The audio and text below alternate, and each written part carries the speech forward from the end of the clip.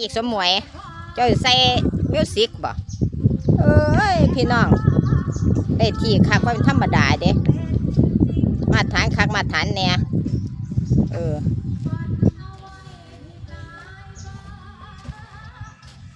อเฮ็ดไปมื้อนี้ได้ที่คักแน่เนาะเฮ็ดไปได้ที่คักจังไดก็บ่คัก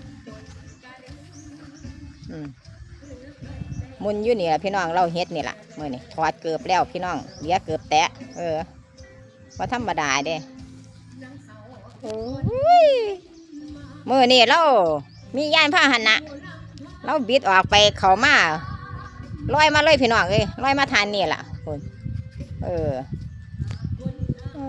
เฮ็ดไป